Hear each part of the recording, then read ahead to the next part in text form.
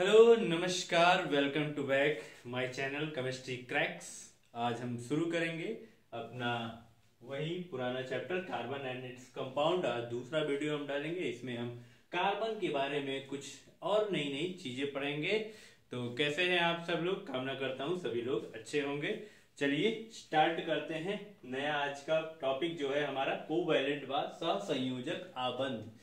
Carbon बहुत ही आसानी के साथ कोवैलेंट बॉन्ड बना लेता है। और ये कोवैलेंट बॉन्ड होता क्या है, देखिए कार्बन की वैलेंसी या संयोजकता 4 होने की वजह से ये आपका आसानी से सहसंयोजक आबंध बनाता है।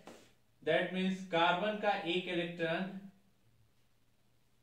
क्या काम करता है, हाइड्रोजन के एक इलेक्ट्रॉन से साझा कर लेता है।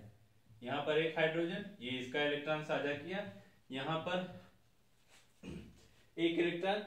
तो एक इलेक्ट्रॉन पेयर मतलब एक इलेक्ट्रॉन युग्म एक जोड़े के साथ जो भी इलेक्ट्रॉन साझा होता है तो उस साझेदारी को कहा जाता है सहसंयोजकता।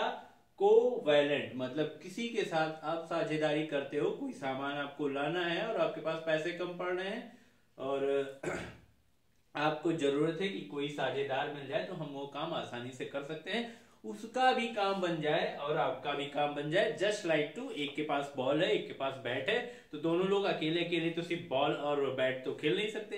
तो क्या करना पड़ेगा, एक लोग बैट लेकर आएंगे एक लोग बॉल लेकर आएंगे, दोनों साझेदारी करके आराम से क्रिकेट खेल रहे हैं, कोई टेंशन की बात नहीं है। सेम काम यहाँ कार्बन और हाइड्रोजन के बीच होता है और इसी शेयरिंग को, साझेदारी को कहा जाता है कोवैलेंट बॉन्ड। और जितने भी आपके कार्बन या और किसी में भी अगर इलेक्ट्रॉन शेयर होते हैं, पूरे एक इलेक्ट्रॉन पेयर, एक जोड़ी, जैसे आपके पास एक जोड़ी हैंड ग्लव्स होते हैं, जूते वगैरह होते हैं, सब जोड़ी में होते हैं, तो यहां भी जोड़ी में इलेक्ट्रॉन क्या होते हैं, शेयरिंग होते हैं। कार्बन भी अपना काम चलाएगा, हाइड्रोजन भी अपना काम चलाएगा। तो ऐसे साझेदारी को कहा जाता है कोवैलेंट बॉन्ड। अब देखिए एक तरीके से अगर देखा जाए तो कार्बन का यहाँ पर पूरा स्टक पूरा हो गया है। अष्टक क्या है, आखिरी शेल में 8 इलेक्ट्रॉन होने चाहिए।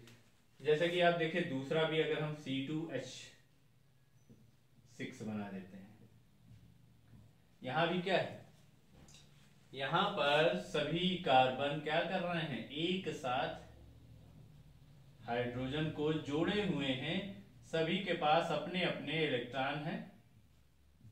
ये देखिए हाइड्रोजन का यहां मिल गया, ये हाइड्रोजन का, यहां इस कार्बन के साथ ये साझेदारी में है और यहां पर इस हाइड्रोजन का, इधर ये हाइड्रोजन का, इसका ये कार्बन का और ये हाइड्रोजन का। और ऐसी संरचना आपकी कहलाती है इलेक्ट्रॉन लुईस संरचना। इलेक्ट्रॉन डॉट स्ट्रक्चर भी इसको कहते हैं। और इसे ये जो ऐसे बिंदी रख दी जाती है तो इसको इलेक्ट्रॉन की तरह दिखा दिया जाता है, माना जाता है कि ये जो बिंदी है ये इलेक्ट्रॉन है और सभी इलेक्ट्रॉन शेयर हो रहे हैं एक दूसरे के साथ, और इनको कहा जाता है लुईस संरचना भी कह सकते हैं। लुईस संरचना आपको 11th में मिलेगा, ठीक है। लुईस संरचना, लुईस ने सभी इलेक्ट्रॉन दिए थे, या हम कह सकते हैं electron dot structure, electron dot संरचना, ये सारी चीजें इसके नाम दिए जा सकते हैं। अलग अलग तत्वों के भी इलेक्ट्रॉन लुईस संरचना बनती है और कई तत्वों को एक साथ मिला के जब आप यौगिक बना देंगे तो वो आपके बन जाएंगे। अब मेथेन हो गया, एथेन हो गया, प्रोपेन हो गया, ब्यूटेन हो गया, पेंटेन हो गया, हेक्सेन हो गया, हेप्टेन, जितना चाहो सिंगल बॉन्ड हो, डबल बॉन्ड हो या ट्रिपल बॉन्ड। डबल बॉन्ड में भी होता कोवैलेंट ही है। जैसे देखिए कम से कम आपके पास 2 कार्बन होंगे तभी डबल बॉन्ड बनेगा। और यहां हमने कुछ ऐसे फिगर बना दिया इसका, ये क्या है आपका एथीन है, डबल बॉन्ड है ना, तो हमेशा E लगता है। 2 कार्बन है तो क्या लग जाएगा, एथ लग जाएगा, एथीन बन गया आपका। यहां भी देखिए इसका कार्बन का इलेक्ट्रॉन और यहां पर ये कार्बन का इलेक्ट्रॉन, ये 2 बॉन्ड शेयर कर रहे हैं, मतलब 2 इलेक्ट्रॉन पेयर शेयर किए जा रहे हैं। और यहां पर इस कार्बन का, यहां हाइड्रोजन का इस साइड, यहां इस कार्बन का, यहां हाइड्रोजन का इलेक्ट्रॉन। ये क्रॉस दिखाने का मतलब ये है कि हाइड्रोजन वाला क्रॉस की तरह आपको दिखेगा और कार्बन वाला पॉइंट की तरह आपको दिखेगा।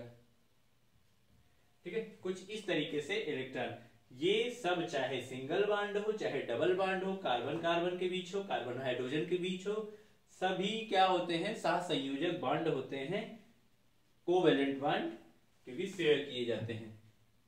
एथाइन में हम लोग चेक कर लेते हैं।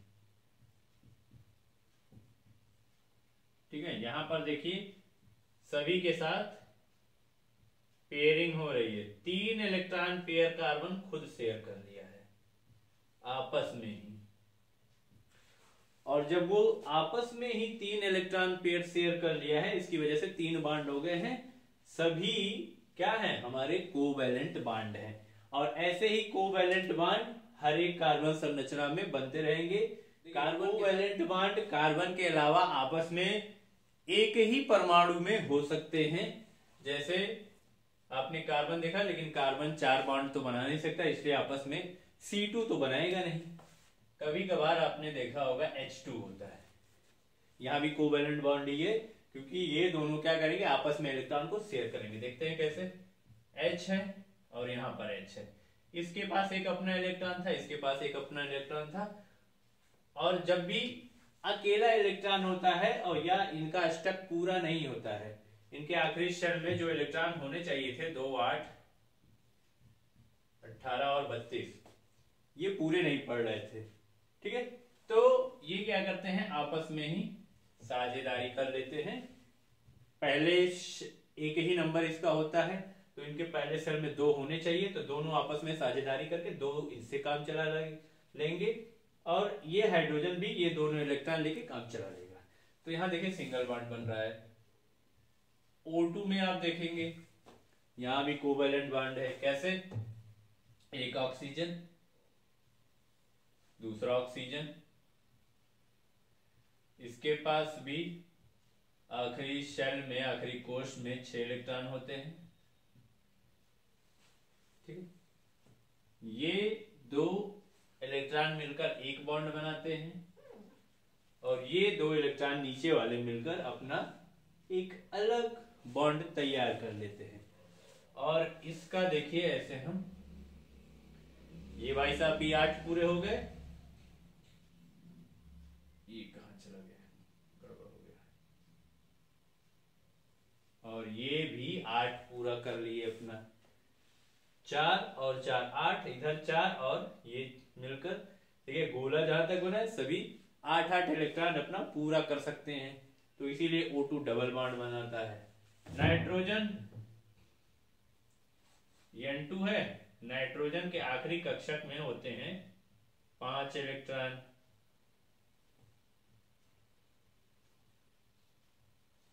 तो नाइट्रोजन क्या करता है, आराम से पेयरिंग करके 3 बॉन्ड बना लेता है आपस में, इसीलिए H2, O2, N2 ऐसे आपको अणु मिलते हैं। ठीक है, अब एक और नई चीज है कार्बन के साथ, versatile nature of carbon. Versatile nature क्या है, कार्बन किसी के साथ भी आसानी से, जो भी, जैसे कि हाइड्रोजन हो गया, खुद का ऑक्सीजन हो गया, और नाइट्रोजन हो गया, किसी के साथ भी आसानी से ये क्या करता है, बंध बना लेता है, बॉन्ड बना लेता है, और इसकी प्रकृति जो होती है वो वर्सटाइल होती है, किसी के साथ भी आसानी से उठना बैठना, जो भी काम करना है कार्बन कर सकता है। जैसे कि एक अकेला बेचारा कार्बन था, आपने मीथेन में देखा कि इसने 4 हाइड्रोजन इकट्ठे कर लिए, मीथेन बन गया।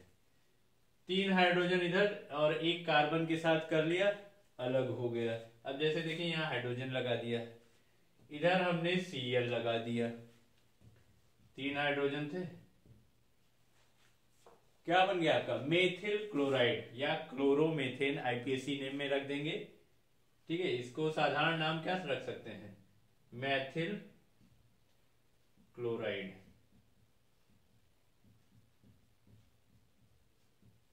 ये नाम है, और आईपीएससी क्या कर देना, इसी को उल्टा कर देना है, क्लोरोमेथेन हो जाएगा आपका। चलिए ठीक है, इसमें से क्या करते हैं, एक हाइड्रोजन हम निकाल देते हैं,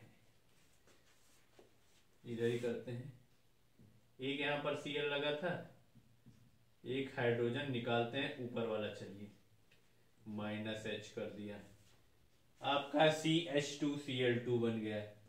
फिर से एक हाइड्रोजन निकाल देते हैं, कितना भी निकालते जाओगे, ये क्या है, वर्साटाइल नेचर है, कितना भी आप 4 वैलेंसी इसकी होती है, इसीलिए इसको टेट्रा वैलेंस कहा जाता है कार्बन को। और ये 4 अलग अलग चीजें रख सकता है। Cl इधर भी, इस कार्बन के इस तरफ भी Cl, इस तरफ भी Cl, और इस तरफ हम रख देते हैं CH। इतना बेचारा 3 Cl लाके रख, CH Cl3 हो गया।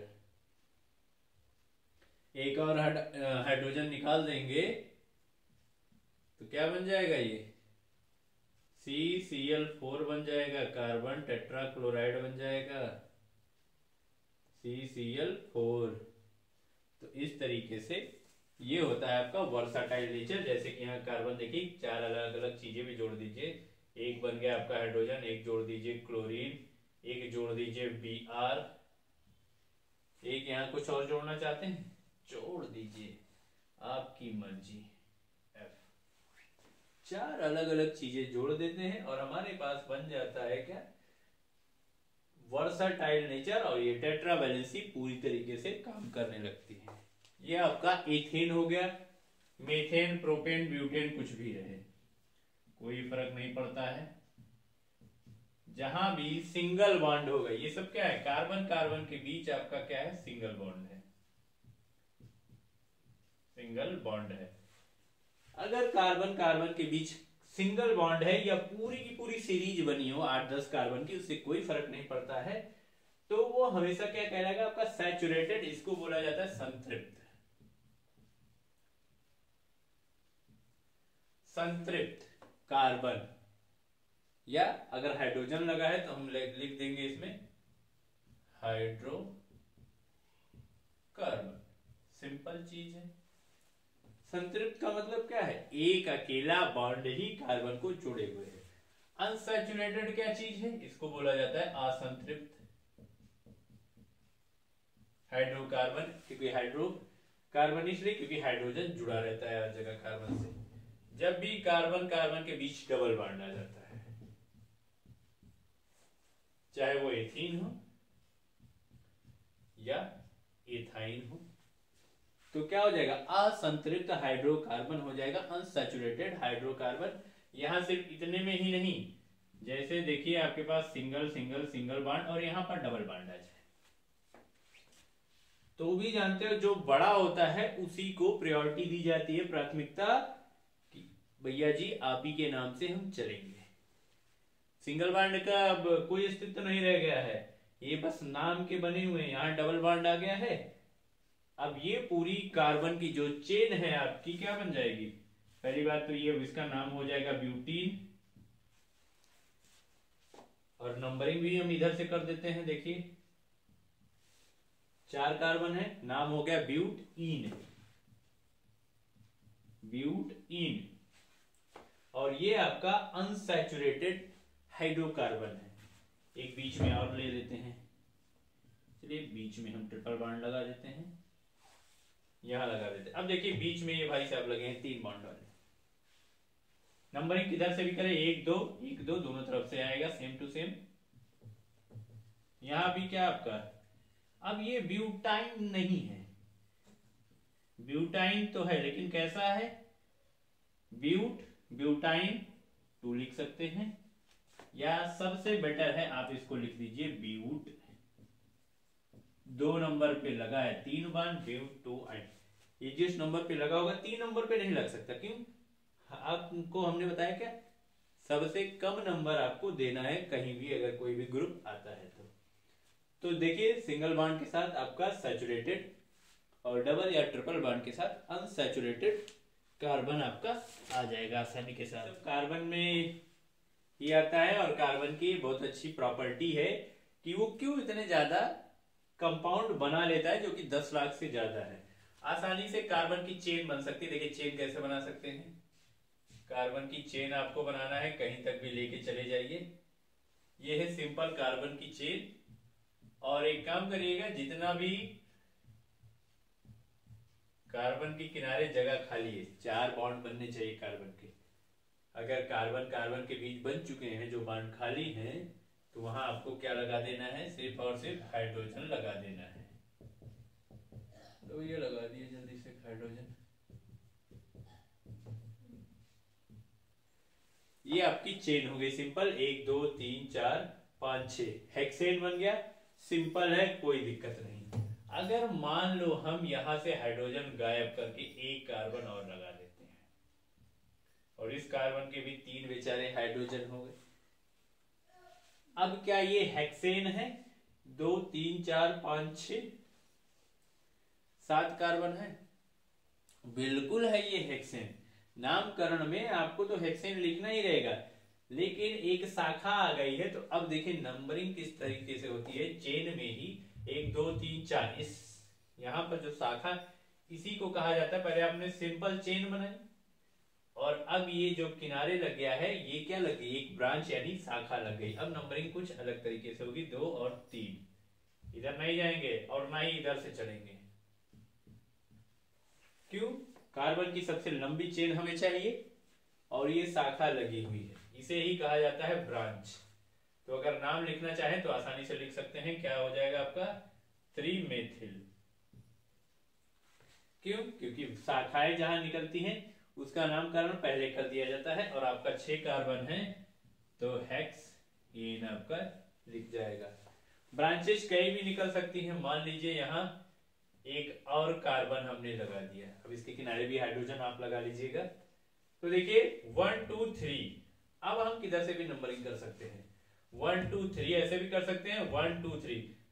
जो हमारा यहाँ पर जंक्शन है वो 3 नंबर का बन रहा है, तो इधर से करोगे तो भी आपका 3 एथिल आ जाएगा, इस साइड से जा रहे हो तो भी 3।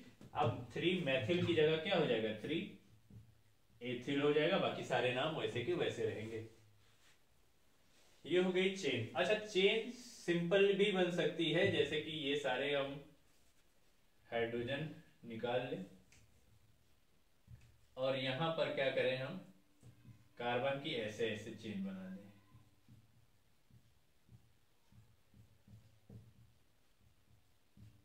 अब इसको शाखा समझने की गलती मत करिएगा, क्योंकि एक किनारे से निकला हुआ है, चाहे इस किनारे से, देखिए इसे पेड़ जा रहा है, फिर ऐसे सामने रास्ता ब्लॉक था तो पेड़ की डाली क्या थी, मुड़ गई, बस इतना ही काम हुआ है। बीच में कहीं भी कुछ भी शाखा नहीं है। और किनारे वाले कार्बन से चाहे इतने भी जुड़े रहें, किधर से भी हम लगाते चले जाएं, ऐसे कार्बन जोड़ते जोड़ते चले जाएं, ठीक है, उससे कोई फर्क नहीं पड़ता। देखिए कितने कार्बन हो गए, चाहे जिधर से नंबरिंग कर लो सबसे सेम आएगा। 1 2 3 4 5 6 7 8 9 10। 10 कार्बन का नंबर क्या हो गया, डेकेन हो गया। क्या नाम रख दोगे, डेकेन रख दोगे।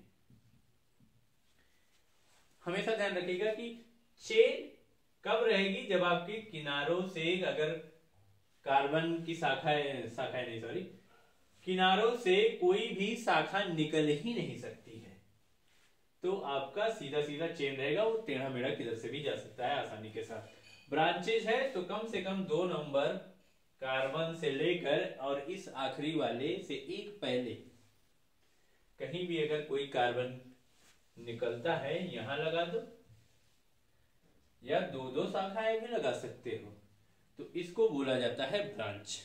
अब रिंग बनाने के लिए क्या करें, कार्बन की एक सिंपल रिंग।